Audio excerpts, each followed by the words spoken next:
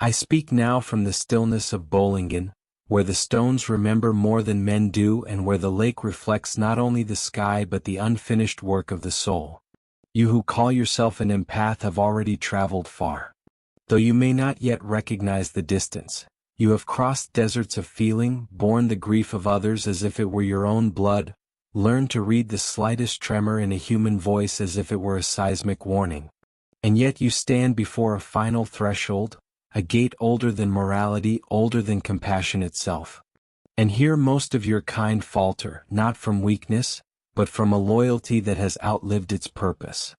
You have been taught subtly and repeatedly that your sensitivity is a calling only if it is spent outward. From childhood onward, the psyche of the empath is shaped by an unspoken commandment: feel more, carry more, understand more, but ask for less. This commandment does not arrive as a voice. It descends like a climate. Long before you had language for it, you learned that harmony depended on your vigilance, that peace required your adaptation, that love was secured by your capacity to absorb what others could not bear. In the early years of life, this adaptation is not a pathology but a necessity. The child who feels too much in a fractured environment survives by becoming a vessel. But what once preserved life can later obstruct it, in the same way that scaffolding left in place will prevent the completion of a cathedral. Here begins the nigredo, the blackening, though many empaths mistake it for virtue. You believe that endurance is maturity, that silence is wisdom, that restraint is spiritual authority. Yet beneath this polished surface, something in you has begun to rot. Not morally but alchemically. It is a rot of unused fire. The psyche cannot indefinitely repress its own center without consequences. What you experience as exhaustion, as a sense of invisibility, as a quiet resentment you do not permit yourself to name, is the first smoke rising from the furnace. You may call it burnout, spiritual fatigue, or loss of faith. But these are merely contemporary labels for an ancient process, the soul withdrawing its energy from false forms. If you listen carefully, you will notice that this withdrawal does not feel dramatic. It is not a crisis that announces itself with thunder. It arrives more like winter light, pale and shortened, touching fewer things each day. The empath discovers that the gestures which once brought meaning now feel hollow, that acts of care are performed without inner assent, that the old emotional reflexes continue while the soul itself has stepped back. This is the psyche preparing you for the last gate. Though you may still believe you are failing rather than being summoned, to understand why this gate terrifies the empath, one must speak of authority, not the kind granted by institutions, nor the counterfeit authority of dominance, but the authority that arises when the self no longer negotiates with its own fragmentation. True spiritual authority is not an ornament placed upon a personality. It is a gravitational field that reorganizes the psyche around its center. And here lies the conflict. The empath's identity has been built upon relational orbiting. You have defined yourself through attunement, responsiveness, and moral consideration. Authority, by contrast, demands a capacity to stand alone without apology, to allow others to experience the consequences of their own unconsciousness without intervention. This feels to the empath like betrayal. Consider the myth of Orpheus, who could move stones and soften the hearts of gods with his music, yet failed at the final moment because he could not resist turning back. His descent into the underworld was successful. His return was not. Why? Because the last instruction violated his deepest emotional habit. He was permitted to lead Eurydice out of darkness but forbidden to reassure himself through contact. The empath's tragedy is similar. You are capable of descending into the pain of others, of navigating chaos and shadow. But you hesitate when asked to relinquish the need to be needed, the need to confirm connection through sacrifice. The last gate does not bar your compassion. It tests whether your compassion can survive without self-erasure. In the alchemical texts, the nigredo is often accompanied by images of dismemberment, of bodies broken down into indistinguishable matter. Psychologically, this corresponds to the collapse of roles that once gave structure to the personality. For the empath, This collapse often takes the form of relational disillusionment. You begin to see, perhaps for the first time, that your giving has not always healed, that your understanding has sometimes enabled stagnation, that your silence has preserved dysfunction. This realization is unbearable if approached morally, but necessary if approached symbolically. The soul is not accusing you. It is reclaiming itself. At this stage, many empaths retreat.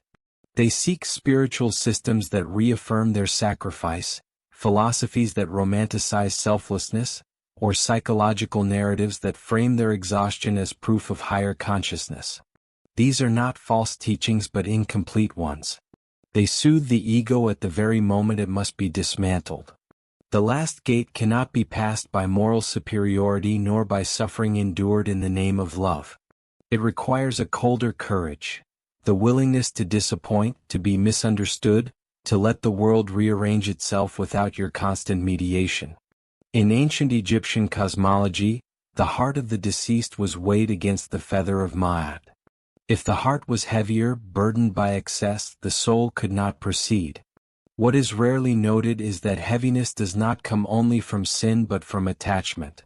The empath's heart is often heavy not with malice but with unreturned responsibilities, with identities formed around others' needs. To pass the gate, the heart must be light, not empty but unencumbered. This is not achieved by becoming less sensitive, but by withdrawing projections, by recognizing where your sense of purpose has been entangled with the avoidance of your own center. Here the psyche shifts toward albedo, the whitening, though it does not yet feel like clarity. Instead, there is a strange emotional cooling, a detachment that frightens those who have known you as endlessly available. You may fear that you are becoming cruel, indifferent, or spiritually dead. In truth, you are learning the difference between empathy and fusion. The soul begins to wash itself free of compulsive identification, much like moonlight, revealing contours that daylight obscured.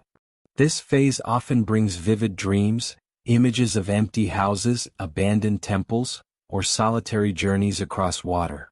These are not symbols of loss but of ownership returning to its rightful place. Yet even here many stop short. They taste the relief of withdrawal but refuse its completion. They remain half in, half out, oscillating between boundaries and guilt, solitude and longing. The last gate requires decisiveness, not in action but in allegiance. You must choose whether your highest loyalty is to harmony or to truth. This choice is never announced as such. It appears instead as a series of small refusals, moments when you do not explain yourself, do not rescue, do not soften a necessary tension. Each of these moments feels like a violation of your nature. Yet together they constitute its maturation. Gnostic myths speak of the soul descending through spheres ruled by archons, each demanding identification to pass. The soul must answer not with compliance but with remembrance, knowledge of its origin beyond the system. Psychologically, the empath's archons are internalized voices, the good child, the healer, the one who understands. They demand tribute in the form of continued self-sacrifice. The last gate is guarded by the most persuasive of these voices because it wears your own face. It asks, who will you be if you are no longer defined by your usefulness? The terror you feel before this question is not fear of emptiness, but fear of sovereignty. Rubedo, the reddening, does not arrive as bliss. It arrives as embodiment. The self takes its place not above life but within it, coloring perception with a quiet authority that no longer seeks validation. When an empath reaches this stage, others may accuse them of changing, of becoming distant, of losing their light. In reality, the light has condensed. It no longer spills indiscriminately. It radiates. This is the difference between warmth that dissipates and fire that transforms. But to reach this, you must pass the last gate without witnesses. No one can applaud this crossing because it often looks like withdrawal, refusal, or even failure from the outside. The psyche understands, though, and it will reorganize itself around this new center with a precision that feels almost fated. Relationships will either deepen or dissolve. Work will either align or lose meaning. What remains will be fewer but real. I tell you this not to persuade but to name what is already happening. The gate stands before you whether you acknowledge it or not. To stop short is not a moral failing. It is simply a choice to remain in service to an identity that once saved you but can no longer sustain you. Yet if you feel a quiet pressure behind the sternum, a sense that your old ways no longer answer the questions life is asking, then the work has begun. This is not the end of compassion. It is its liberation from compulsion. When the empath passes the last gate, they do not become less human. They become more particular, more exact, more aligned with the rhythm of their own depths. Authority in this sense is not power over others, but fidelity to the self that no longer fragments itself to belong. The lake outside my window does not rush toward its own reflection. And yet it holds the sky with unwavering fidelity. In this it mirrors the stage of the work you now approach, where movement becomes subtle and the soul learns that stillness itself can be an act of authority. You have already felt the initial severing, the quiet withdrawal of energy from roles that once defined you. Now the psyche asks a more demanding question, one that does not concern what you do for others, but what remains when the reflex to give has been consciously restrained. At this point, the empath often encounters a peculiar emptiness. Not the despair of loss, but a hollowing out that feels almost sacrilegious. You may notice stretches of time where no urgent emotional signals arise, where the inner atmosphere is strangely neutral, neither warm nor cold. This neutrality is frequently misinterpreted as spiritual failure. Yet it is in fact the psyche suspending its habitual reactions so that a deeper orientation can emerge. The alchemists warned that during albedo the adept might believe the work has died because the black smoke has cleared and the fire no longer roars. But what has ceased is not life, only noise. It is here that the shadow of the empath reveals its most refined disguise. No longer appearing as overt self-sacrifice, it now speaks in the language of ethics and subtle superiority. A voice arises that says, I could intervene but I am choosing restraint. I could help but I am being spiritually mature. This voice is dangerous not because it is malicious, but because it converts necessity into virtue. The last gate does not open to those who perform detachment as a moral posture. It opens only when detachment becomes unavoidable, when the soul no longer has the energy to pretend that it can carry what does not belong to it. In Greek myth, Hermes is the psychopomp, the guide between worlds. Yet he does not carry the dead on his back. He walks ahead indicating the path, but each soul must move under its own weight. The empath, accustomed to bearing others across thresholds, must learn this Hermes-like restraint not as a technique but as a recognition of limits imposed by the self itself. When you cease carrying, something unexpected happens. The psyche of the other is forced to awaken or collapse. This outcome is not yours to manage. And therein lies the terror. You may notice that as you approach this gate, conflict appears without your invitation. People react more strongly to your silence than they ever did to your words. They accuse you of coldness, distance, or abandonment precisely because your previous emotional labor had stabilized their inner chaos. The empath's unconscious pact with the world has always been this: I will regulate what you cannot. To withdraw from this pact feels like breaking a sacred vow. Yet no vow made unconsciously can bind the self indefinitely. In Egyptian iconography, the sun god Ra travels through the underworld each night confronting the serpent Apep, embodiment of chaos. He does not destroy it. He contains it long enough for dawn to return. Psychologically, the empath has often played Ra in the lives of others, battling their chaos so that order might be restored. But the last gate demands a different alignment. The self does not ask you to stop perceiving chaos. It asks you to stop identifying with the role of its opponent. Chaos belongs to the cosmos as much as order does. To insist on fighting it everywhere is to deny the totality of life. As this realization deepens, the psyche begins to reorganize its symbols. Dreams may shift from crowded scenes to solitary ones.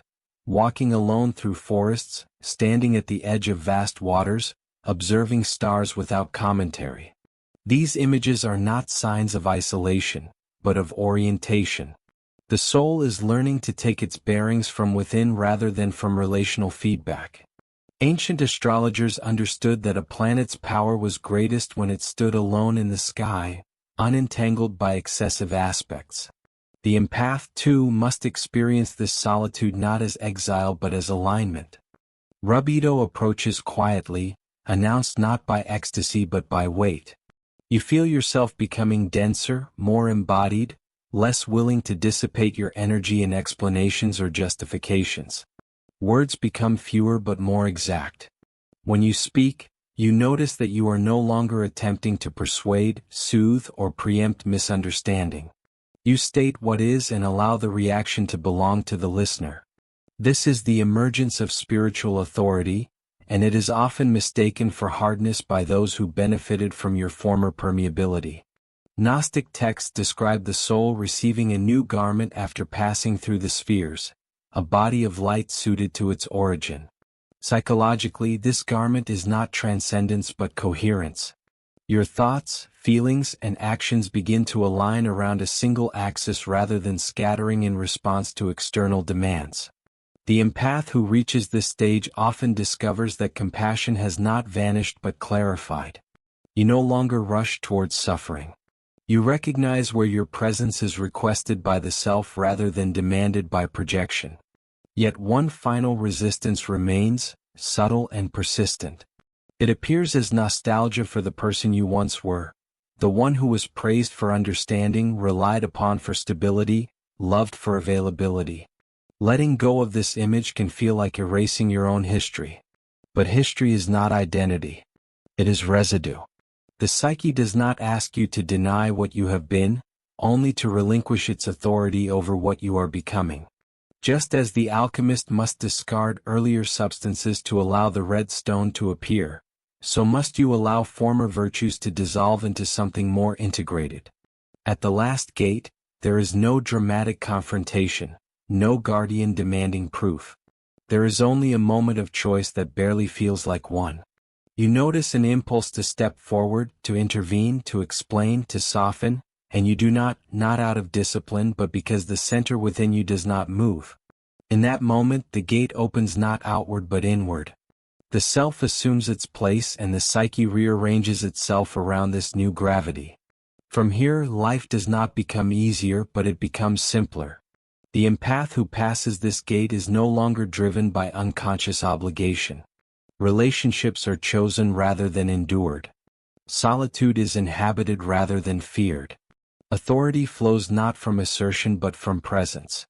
Others may still call you empathic. But you will know that what guides you now is not sensitivity alone but fidelity to the deepest pattern of your being. I do not offer this as a promise nor as an ideal to strive toward.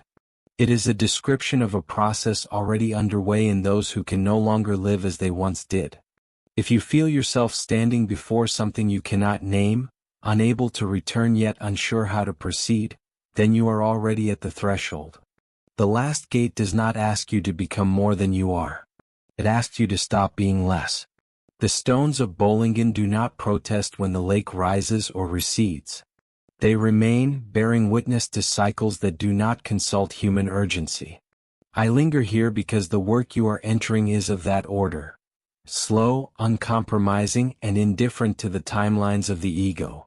Though I said the lecture was complete, the psyche itself rarely closes where the intellect believes it should. There is always a further deepening, a final clarification that arrives only after one believes the threshold has been crossed. You may notice, after what seemed like the opening of the gate, a period of disorientation, not the chaos of nigredo nor the pallor of albedo, but the subtler unease, a sense that life has grown quieter without becoming transparent.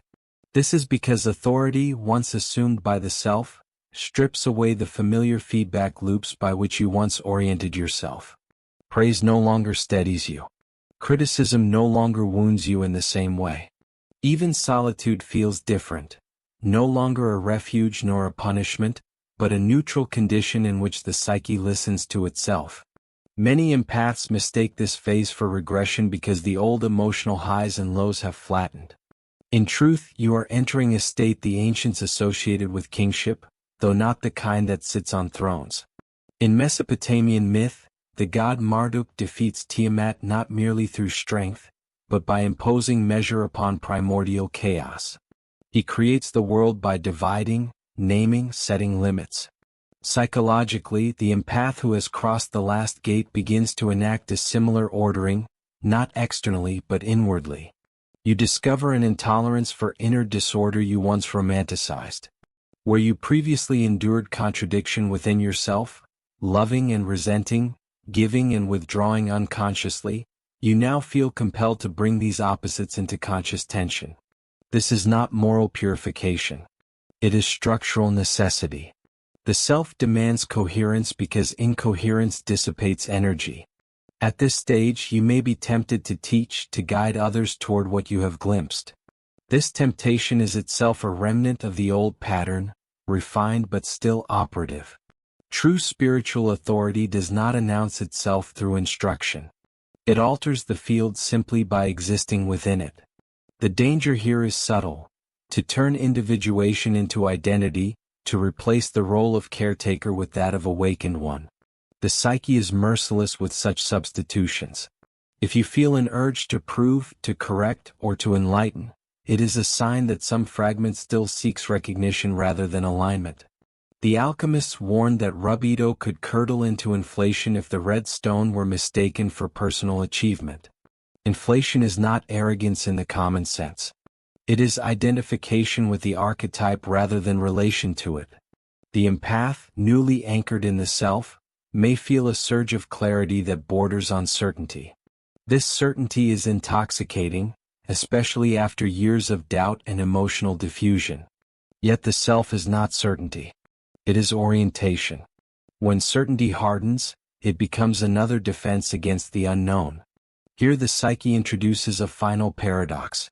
You are asked to stand firmly at your center while remaining porous to mystery. Authority without openness becomes tyranny. Openness without authority dissolves into chaos. Nor do you secretly hope that your steadiness will inspire change. You allow life to instruct where you once intervened. This feels cruel only to the part of the psyche that still believes love must prove itself through effort.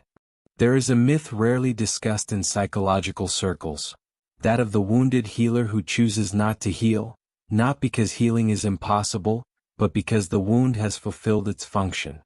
The empath's wound was never meant to be cured in the conventional sense. It was meant to open perception, to sensitize the psyche to what others deny. Once this function is complete, the wound no longer needs to remain open. To keep it open out of loyalty is to confuse initiation with destiny. You may grieve this closing. There is a strange mourning that accompanies wholeness because so much of your story has been built around incompleteness. When the psyche no longer fractures itself, entire narratives lose relevance. You might feel as though you have betrayed earlier versions of yourself, but those versions were not abandoned. They were absorbed. Nothing essential is lost. What dissolves is excess suffering, unnecessary repetition, and identities formed around endurance rather than truth. At this stage, solitude becomes generative rather than compensatory. You are alone without being lonely, connected without being entangled. The world does not recede. It becomes clearer. You see others more accurately without the fog of projection or the urgency to repair. This clarity can feel harsh at first because illusion once softened perception. But clarity once accepted becomes gentle. It does not accuse. It reveals. If there is a final danger here, it is stagnation disguised as peace. The psyche, having found its center, may resist further movement out of fear of disturbance. Yet the self is not static. It is stable but alive. Authority does not mean rigidity. Life will continue to ask for adaptation, sacrifice, and engagement, but now these arise consciously without self-betrayal. You may give again, but you will not disappear in the giving. You may love deeply, but you will not dissolve to sustain it. I speak now not as a teacher addressing a student, but as one consciousness recognizing another at a similar depth. If you have followed this far, you already know that no affirmation is needed. The work confirms itself through lived reality. The last gate once crossed is not something you revisit. It becomes invisible like a scar that no longer aches. What remains is a life stripped of false urgency, guided by an inner measure that does not require constant defense. This is not transcendence. It is incarnation completed. I will not say more. Anything further would turn presence into concept, and that would undo what has been achieved.